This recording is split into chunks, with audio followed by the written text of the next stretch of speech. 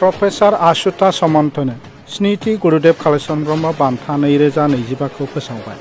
गुरुदेव कालीचरण ब्रह्म ट्रास्टनि जुरि बर्डनि सायख'नायजों उड़िसा हादोरसानि सोलोंथायगिरि founder of Kalinga institute of technology उड़िसानि बारग' एमपी आथिखालनि भलिबल फेडारेशन अफ इन्डियानि आफादगिरि प्रफेसर आशुता समन्तनो होनो थाखाय मैया मोनसे खौरांगिरि मेलनि गेजेरजों फोसावो।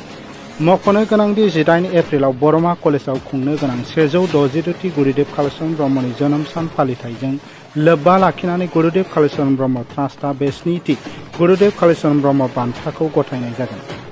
बे बान्थायाव थागोन नोगोद 1 लाख रांजों लोगोसे इन्दिसि साइटेशन ममेन्टस आर'नाइ होनाय जागोन। बाक्सा जिल्लानि बरमायाव खुंनो गोनां 162थि गुरुदेव कालीचरण ब्रह्मनि जोनोम सान फालिथाय बे हाबाफारियाव बिटिआरनि गाहाय प्रमद बर'जों लोगोसे एबसुनि आफादगिरि दिपेन बर', आसुनि बोसोनगिरि डक्टर समुजल भट्टाचार्य बिथांमोनहाबो बाहागो लागोन होननानै गुरुदेव कालीचरण ब्रह्म ट्रास्टनि आफादगिरि डक्टर अजित बर'आ फोरमायदों। बयनिसिमबो गुरुदेव कालीचरण ब्रह्म ट्रास्टनि जानानै खुलुमनाय जासिहरबाय। जोङो फोसावनो मोननानै गोजोननाय मोन्दों। स्निथि गुरुदेव कालीचरण ब्रह्म बान्था 2025 मायथाइ बेनि थाखाय प्रफेसर आशुता समन्ता बिथांनि मुंखौ जोङो सायख'बाय। बिथाङा Kalinga institute of social sciences आरो Kalinga institute of industrial technology बेनि फाउन्डार। बिथाङा सासे सोलोंथायगिरि, इउनिभार्सिटी ग्रान्ट कमिशननि, नेशनेल काउन्सिल फर टीचार एडुकेशननि सोद्रोमा, राज्य सभानिबो बिथाङा सोद्रोमा जादोंमोन। बिथांनि समाजाव हाबा मावनाया जोबनो गैया। जर'खायै बिथाङा बेसेन लायालाबानो ट्राइबेल फरायसाफोरनि थाखाय सोलोंथाय होयो आरो बिथांनि समाजाव होनाय बिहोमानि थाखाय गुरुदेव कालीचरण ब्रह्म बान्थाखौ जोङो बिथांनो मान महरै होनो जों थिरांथा लाबाय। बे बान्थाखौ जोङो 18 एप्रिल 2025 मायथाइयाव बरमा कलेजाव जोङो गथायगोन।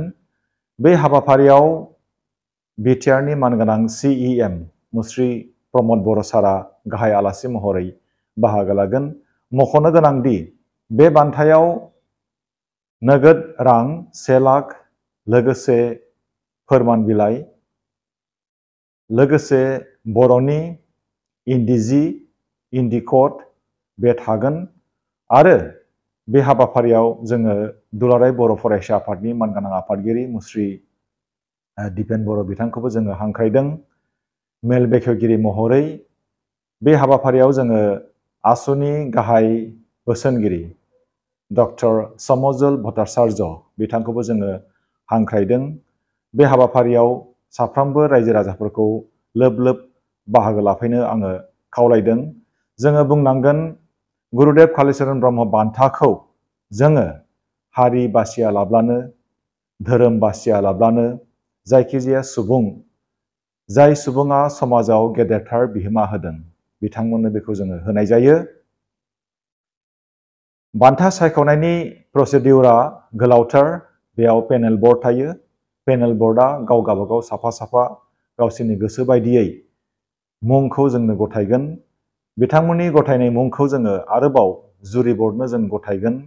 जुरि बर्डनो जों जेब्ला गथायगोन अब्ला बिथांमोनहा गाइडलाइन बादियै सायख'नानै जोंनो गथायगोन सासे बिजाथि आरो जुरि बर्डनि सायख'नाय बिजाथिखौ जोङो नायबिजिरनानै जोङो एप्रुभेल होनानै जोङो फोसावो।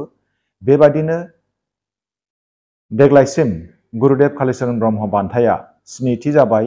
सिगांनि बोसोरफ्राव जोङो नोगोद रां 50,000 होयोमोन। 2025 मायथाइनिफ्राय थामहिनबा देग्लायनिफ्राय बे नोगोद राङा 1 लाख जाबाय आरो मख'नो गोनां जोंनि गुरुदेव कालीचरण ब्रह्म बान्थाखौ दान होगिरि बिथां जयन्त कसारिखौ आङो गोसो गोथार लानानै खुलुमहरदों। बिथांखौ आं साबायखर जासिहरदों। बिथांनि बे गेदेरथार हाबानि थाखाय गुरुदेव कालीचरण ब्रह्म ट्रास्टआ दिनैसिम जोङो बान्थाखौ होबोनो हादों। जोङो गुरुदेव कालीचरण ब्रह्मनि सान्थौखौ गुरुदेव कालीचरण ब्रह्म बान्थानि गेजेरजोंनो बुहुमनाङै जोङो फोसावनो थिरांथा जों लादों आरो गुरुदेव कालिचरन ब्रह्म ट्रास्टनि गुबै थांखियानो जाहैबाय गुरुदेव कालिचरन ब्रह्मनि सान्थौखौ फेहेरनाय आरो रैखाथि होनानै लाखिनाय। जों बयबो मिथिगौ गुरुदेव कालिचरन ब्रह्मआ जोंनि धोरोम गुरुल' नङामोन, बिथाङा सासे गेदेरथार समाज सिबियारि आरो बिथांनि समाज सिबिनायखौ दिनै आसाम सोरखाराबो गनायथि होदों। 18 एप्रिलखौ देग्लायनिफ्राय रेस्ट्रिक्टेड हलिडे हिसाबै आसाम सोरखारा फोसावदों आरो बेखौ आसाम नाङैनो रेस्ट्रिक्टेड हलिडे हिसाबै गनायथि होदों। बेनि थाखायबो आङो आसाम सोरखारनिसिम साबायखर बावदों। दिनै जोङो बेखौनो बुंगोन, गुरुदेव कालिचरन ब्रह्म ट्रास्टआ गुरुदेव कालिचरन ब्रह्म बान्थाखौ होनो थाखाय रायजो राजाफोरनि मदद लानानै जोङो खामानि मावगासिनो दङ। उननि समाव जोङो आरोबाव बेबादिनो होलांबाय थानो हागोन होननानै रायजोफोरखौ आङो खावलायदों, जाहाथे जोंनो रायजोफ्रा मदद, थुलुंगा आरो बोर सारस्रिहरो। बिथां प्रफेसर असुतोष सामन्थखौ आङो गुरुदेव कालिचरन ब्रह्म ट्रास्टनि जानानै गोसो गोरबोनिफ्राय साबायखर बावहरदों। गोजोन्थों, खुलुमबाय।